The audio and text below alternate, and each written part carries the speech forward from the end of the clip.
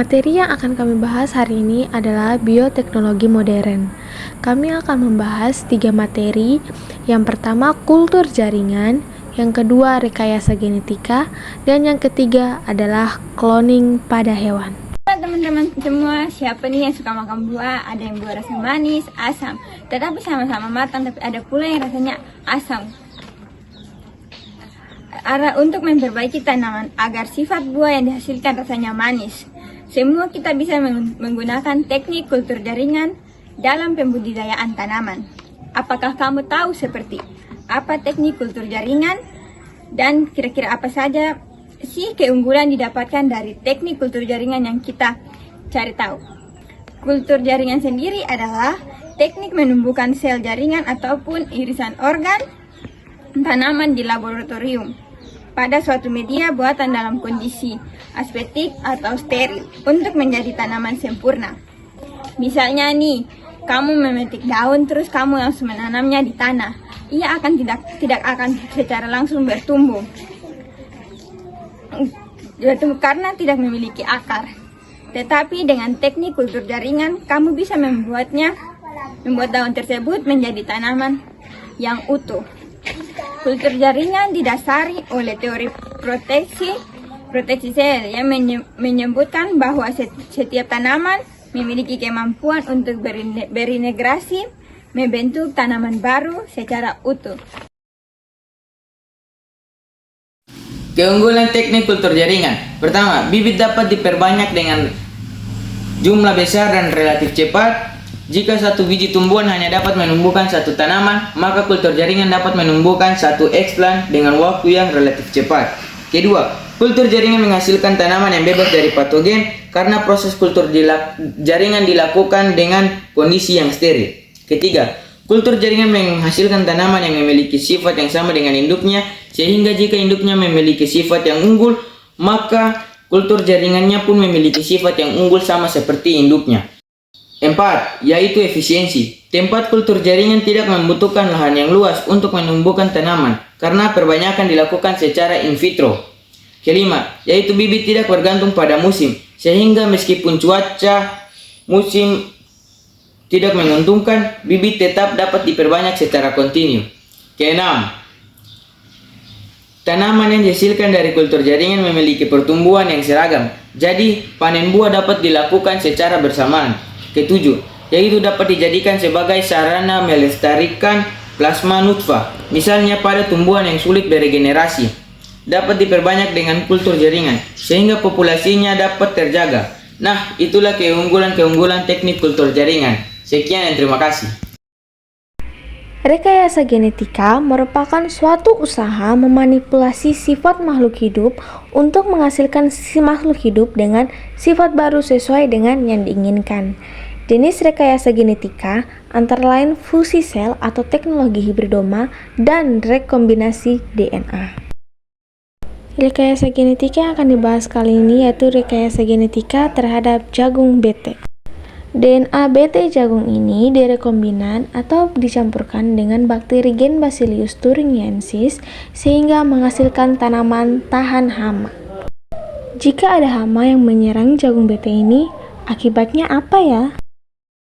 Ketika tanaman BT ini dimakan oleh hama atau serangga dan masuk ke dalam pencernaannya, gen BT tadi akan menghasilkan protein krai. Nah, protein ini dapat merusak pencernaan dari hama atau serangga sehingga membuatnya mati. Ada beberapa metode yang dapat dilakukan untuk proses merekayasa jagung BT. Yang pertama, elektroporasi, yang kedua, karbit silikon, ketiga, penembakan partikel, keempat, agrobacterium method atau GAN-GAN method. Nah, di video kali ini kita akan membahas tentang proses merekayasa genetika pada jagung BT menggunakan GAN-GAN method. Nah, pertama-tama kita membutuhkan Agrobacterium tumefaciens sebagai media untuk memasukkan gen BT ke dalam tanaman jagung. Nah, plasmid dari Agrobacterium tumefaciens digunakan karena dapat menembus jaringan tanaman dengan sendirinya. Gen BT akan dipotong dengan menggunakan enzim restriksi, begitupun dengan plasmid Agrobacterium tumefaciens. Setelah dipotong, kedua gen tersebut akan disatukan dengan menggunakan enzim ligase. Setelah gen BT dengan plasmid bergabung, maka akan dikultur atau diperbanyak hingga beberapa hari. Tahap selanjutnya yaitu mempersiapkan kultur jaringan untuk jagung. Daun yang akan dipotong tersebut disebut dengan explant. Nah, explant ini dimasukkan ke dalam suatu media yang berisi berbagai nutrisi untuk tumbuh dan berkembang dan dibiarkan selama beberapa hari. Setelah itu, explant akan tumbuh menjadi kalus. Pada fase inilah gen BT yang sudah dimodifikasi itu dimasukkan baik itu dengan cara ditembakan atau disuntikan. Setelah itu, kalus akan tumbuh menjadi flanlet atau tumbuhan yang sudah utuh. Nah, flanlet ini akan diperbanyak dan digerminasi. Setelah melewati proses germinasi, selanjutnya akan masuk ke proses aklimatisasi atau tanaman akan dipindahkan ke suatu pot dengan suhu kondisi lingkungannya. Sampai proses ini, proses rekayasa genetika jagung BT sudah selesai dan bisa ditanam di suatu lahan. Selanjutnya, fusi sel adalah proses peleburan dua sel dari jaringan atau spesies yang sama atau berbeda sehingga dihasilkan sel tunggal yang mengandung gen-gen dari kedua sel yang berbeda tersebut. Fusi sel dalam pembuatan antibodi monoklonal. Fusi sel diperlukan sel sumber gen, sel wadah atau sel target, dan fusi gen. Sel sumber gen adalah sel yang mengandung informasi genetik baik yang bersifat aktual maupun potensial untuk menciptakan galur, rumpun, atau spesies baru. Sel wadah atau target adalah sel yang menjadi sasaran atau tempat yang menerima sel lain untuk melakukan fusi atau penyatuan. Dan fusi gen merupakan penggabungan atau peleburan. Tahap-tahap pembuatan antibodi monolokal dengan teknik hibridoma. Yang pertama, imunisasi hewan. Hewan, biasanya tikus, diimunisasi dengan antigen yang diinginkan. Imunisasi ini bertujuan untuk memicu sistem kekebalan tubuh hewan untuk menghasilkan antibodi spesifik terhadap antigen tersebut. Kedua, pengambilan sel limfosit B. Setelah imunisasi, sel limfosit B yang memproduksi antibodi spesifik diambil dari limpa hewan. Sel limfosit B ini akan digabungkan dengan sel mieloma. Yang ketiga, hibridasi. Sel limfosit B digabungkan dengan sel mieloma atau sel kanker menggunakan metode hibridasi. Sel mieloma dipilih karena sifatnya yang immortal sehingga dapat berkembang biak di laboratorium. Yang keempat, seleksi sel hibridoma. Setelah fusi, sebagian besar sel akan mati. Namun, sel hibridoma atau sel limfosit B dan sel mieloma yang bersatu akan bertahan hidup dan berkembang. Seleksi dilakukan untuk memilih sel hibridoma yang menghasilkan antibodi spesifik terhadap antigen yang diinginkan. Ini dilakukan dengan menggunakan seleksi media HAT atau hipoksantin, aminopterin, timidin yang hanya memungkinkan sel hibridoma untuk tumbuh. Yang kelima atau yang terakhir adalah cloning. Sel hibridoma yang dipilih di cloning untuk menghasilkan sejumlah besar sel yang menghasilkan antibodi monoklonal yang sama. Sel hibridoma dikultur dalam media yang sesuai dan antibodi monoklonal yang dihasilkan diisolasi dan diuji untuk kepadatannya. Manfaat fusi sel yang pertama membuat antibodi monoklonal, kedua untuk pemetaan kromosom, dan yang ketiga membentuk spesies baru.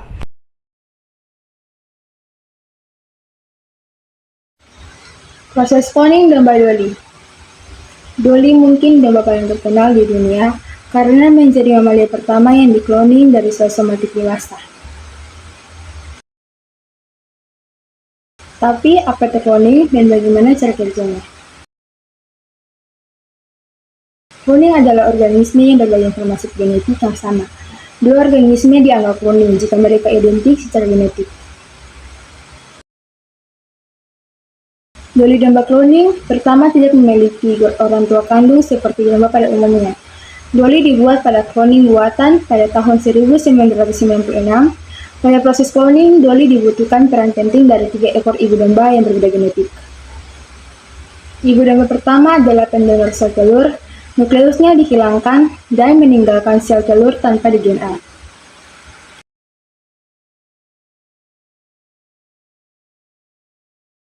Dari ibu domba kedua akan diambilkan sel somatiknya dan nukleusnya akan diisolasi. Nukleus dari sel somatik ibu domba kedua dipindahkan ke dalam sel dari ibu domba pertama. Kemudian sel ini akan memicu terjadinya pembelahan sel. Sel ini akan dikembangkan menjadi blastokista. Kemudian sel tersebut akan disuntikkan pada ibu domba ketiga untuk menanamkan blastokista. Beberapa bulan kemudian, ibu domba ketiga melahirkan Dolly ke dunia.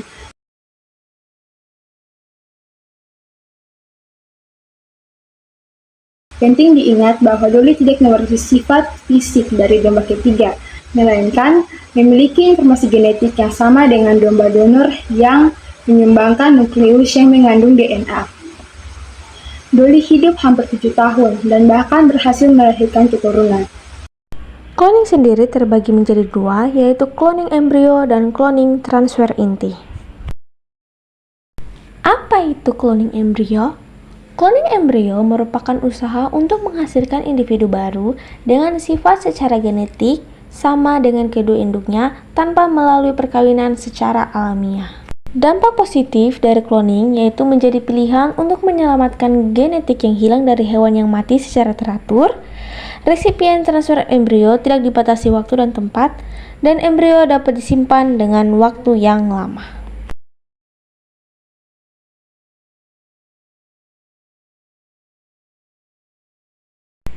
Dampak negatif dari cloning yaitu keterbatasan resipien menerima embrio, dan jika tidak ada recording terhadap penggunaan, embrio dapat menjadi inbreeding pada keturunan, dan munculnya pewarisan sifat mitokondria dan modifikasi epigenetik yang tidak diharapkan dan disebabkan oleh prosedur cloning.